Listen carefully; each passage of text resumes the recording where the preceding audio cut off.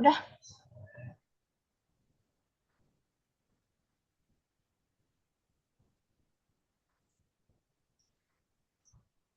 Assalamualaikum warahmatullahi wabarakatuh. Sebelumnya, selamat pagi, selamat siang, selamat malam kepada Bapak Syamsuddin selaku dosen pengampu dari mata kuliah Audit Perpajakan. Di sini kami dari kelompok 3 akan membahas tentang Peraturan Menteri Keuangan RI Nomor 15 Tahun 2025 tentang pemeriksaan pajak, yang dimana kami dari kelompok 3 ini membahas bab 4, yaitu bagian jangka waktu pemeriksaan. Sebelum presentasinya dimulai, izinkan kami untuk memperkenalkan diri terlebih dahulu.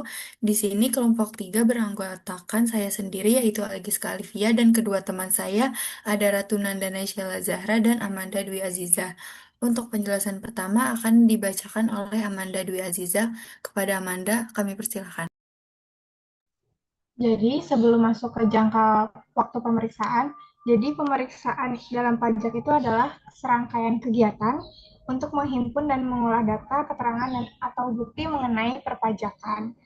Di sini tuh pemeriksaan pajak itu terdapat dua tujuan. Yang pertama itu untuk menguji kepatuhan wajib pajak dan yang kedua itu ada tujuan lain.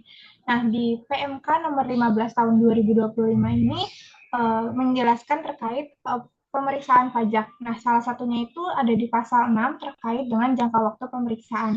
Yang pertama ini di ayat 1.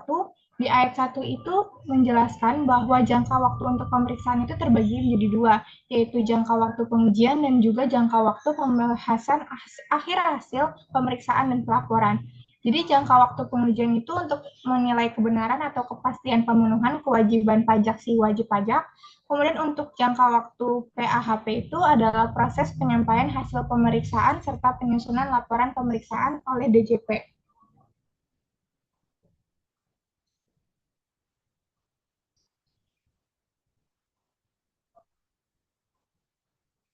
Next.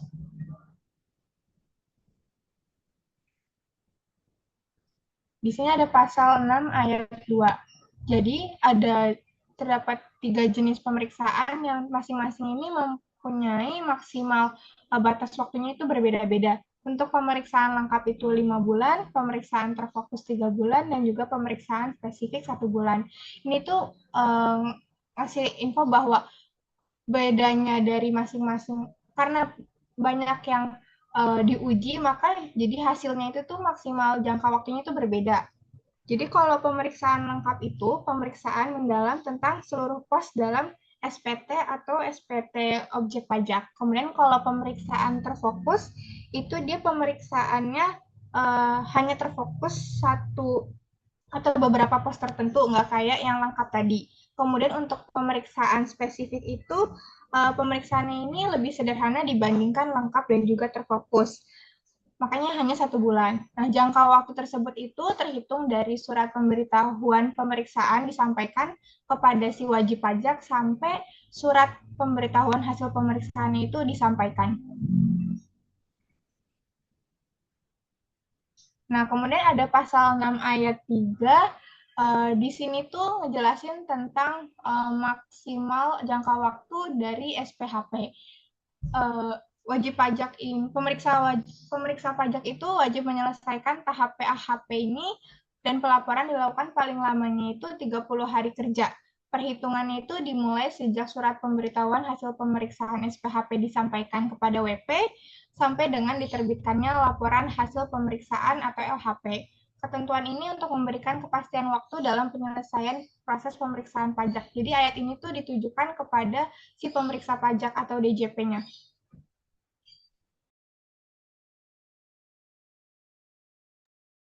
Selanjutnya yaitu ada pasal 6 ayat 4 yang dimana pasal ini memberikan penjelasan bahwa ketentuan pasal ini mengatur durasi super singkat untuk pemeriksaan pajak spesifik atas data yang konkret, yang dimana dibatasi maksimal 10 hari kerja untuk pengujian serta 10 hari kerja untuk pelaporan.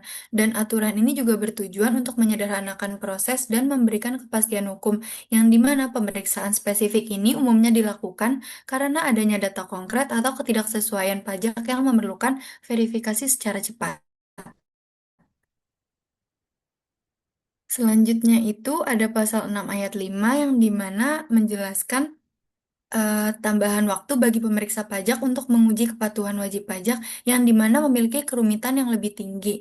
Pertama itu ada subjek pemeriksaan. Subjek ini berlaku dalam wajib pajak satu grup yang dan wajib pajak yang melakukan teridentifikasi melakukan transfer pricing.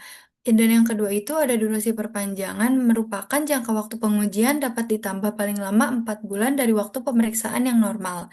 Dan yang terakhir itu ada kewajiban pemeriksa, di mana petugas pemeriksa wajib menyampaikan pemberitahuan perpanjangan ini secara resmi wajib kepada wajib pajak bersangkutan. Dan yang ketiga itu ada pasal 6 ayat 6. Pasal ini menjelaskan bahwa aturan tersebut pasal ini menjelaskan bahwa konsep wajib pajak dalam satu grup mengacu pada kelompok usaha atau dua atau lebih entitas badan atau orang pribadi yang dimana dikontrol secara bersama atau terafiliasi, di mana mereka terikat oleh hubungan istimewa, yakni ketergantungan kepemilikan, penguasaan, atau hubungan keluarga yang secara signifikan dapat memengaruhi kebijakan bisnis dan harga transaksi komersial.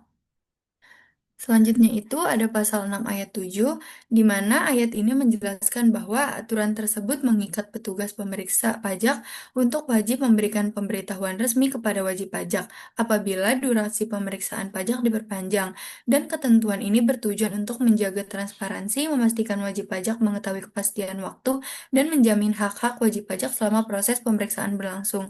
Dari tujuan pemberitahuan ini juga memberikan kepastian hukum bahwa jangka waktu pengujian data atau pemeriksaan lapangan telah diperpanjang dari jadwal semula. Selanjutnya akan dibacakan oleh Ratu. Baik, selanjutnya untuk pasal 6 ayat 8 yang menjelaskan terkait batas waktu maksimal dari pemeriksaan pajak untuk tujuan lain yang dimaksud dalam pasal 3 ayat 3, yaitu pemeriksaan pajak dimulai sejak surat pemberitahuan pemeriksaan disampaikan ke wajib pajak atau pihak terkait. Pemeriksa berakhir saat laporan hasil pemeriksaan atau LHP selesai dibuat. Maka untuk total waktunya yaitu paling lama 4 bulan.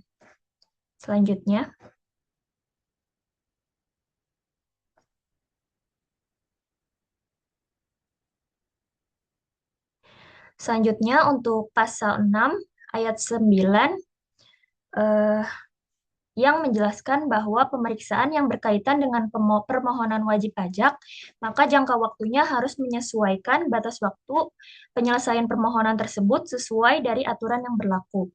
Untuk pasal 17B UU KUP yang menjelaskan pengembalian kelebihan pembayaran pajak masih maksimal 12 bulan sejak permohonan diterima lengkap. Kemudian untuk pasal 2 ayat 7 UU KUP tentang penghapusan NPWP, yaitu maksimal 6 bulan. Dan yang terakhir pasal 2 ayat 9 UU KUP tentang pencabutan pengkukuhan PKP, yaitu maksimal 6 bulan. Selanjutnya.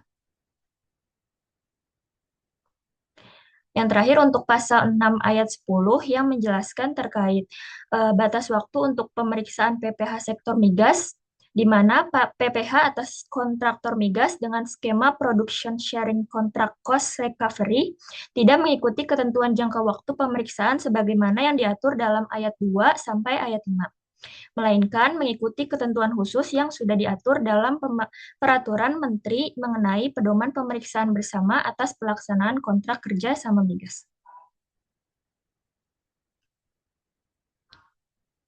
Sekian presentasi dari kelompok 3, kurang lebihnya mohon maaf. Wassalamualaikum warahmatullahi wabarakatuh.